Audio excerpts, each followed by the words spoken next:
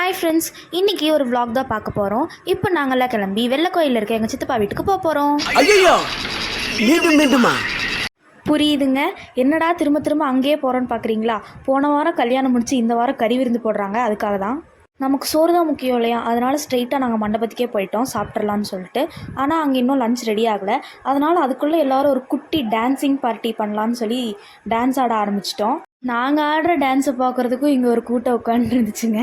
சரி, வேறு என்ன பண்ணுறது, நாங்கள் டான்ஸ் ஆடுறோம், அவங்களுக்கு வேறு வழி இல்லை, எங்கள் டான்ஸை தான் பார்த்தாகணும்னு விதி. அதனால் பார்த்துட்டு இருந்தாங்க. புது பொண்ணு மாப்பிள்ளைய டான்ஸ் ஆட வைக்கலான்னு சொல்லி எல்லோரும் அவங்கள கம்பல் பண்ணி டான்ஸ் ஆட சொல்லி கூப்பிட்டுருந்தாங்க. அவங்களும் வரமாட்டேன்னு ரொம்ப பிகு பண்ணி பார்த்தாங்க, ஆனால் முடியல. கடைசியில் கூட்டிகிட்டு வந்து முன்னாடி நிறுத்திட்டாங்க. அப்போவும் அவங்க டான்ஸ் ஆடலை.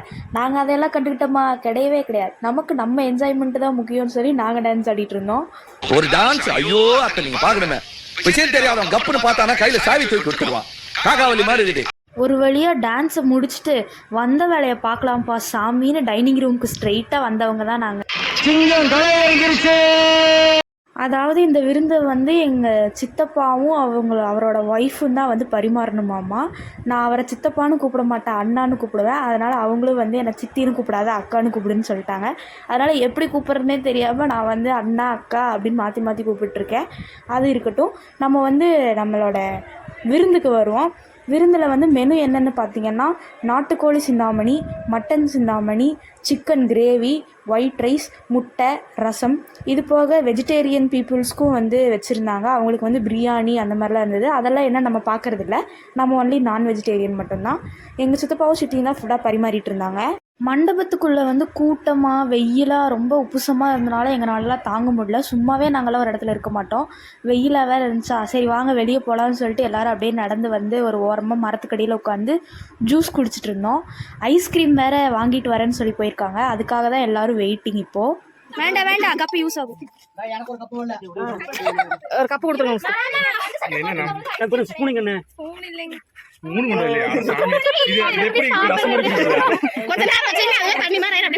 கையில எடுத்து பார்த்தா ஒரே பிசு பிசுன்னு இருந்தது, நாக்குல நக்கி பார்த்தா ஒரே புளிப்பு.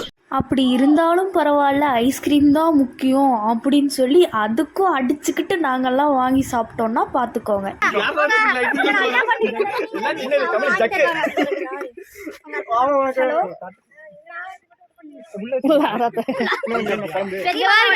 ஐஸ்கிரீம் வந்து எப்படி தரேன் தெரியுமா? கோயில பஞ்சாமிரத கூட கொஞ்சம் ஜாஸ்தியா தருவாங்க, அந்த மாதிரி தான் ஐஸ்கிரீம் கொடுத்துருக்காங்க. அதுவும் லக்கி தான் சாப்பிட மாட்டேங்குது. லக்கி தான் சாப்பிடணும் ஐஸ்கிரீம். சாப்பிடுறீங்களா? வீரப்படி மாமா தான் கையை விட்டு உடைச்சு சாப்பிடுறாங்க. நீங்க ஆன் பண்ணிக்கோ.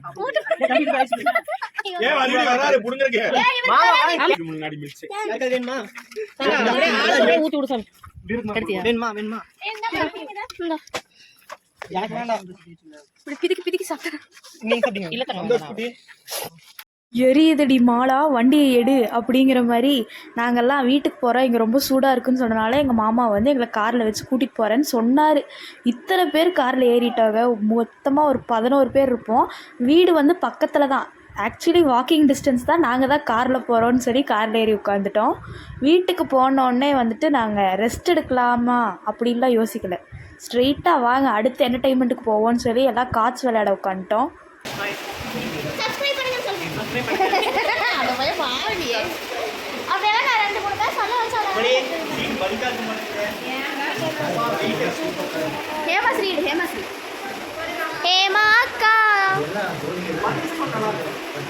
சித்தப்பா சித்தப்பா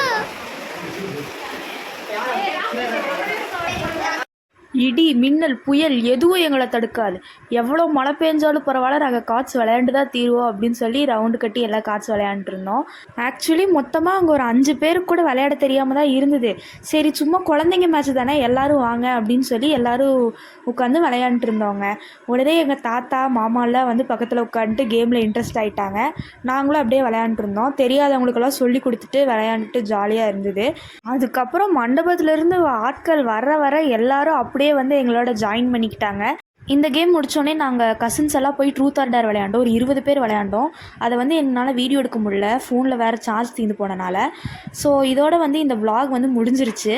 நம்ம அடுத்த வீடியோவில் பார்க்கலாம். நம்ம சேனலை இன்னும் சப்ஸ்கிரைப் பண்ணாதவங்க மறக்காமல் சப்ஸ்கிரைப் பண்ணிவிடுங்க. என்ன ஐட்டங்களும் டூபல் பி பிளாட்டினிலே திறந்து பார்த்தால் தெரிந்து விடும் அள்ளி சென்றால் முடிந்து விடும்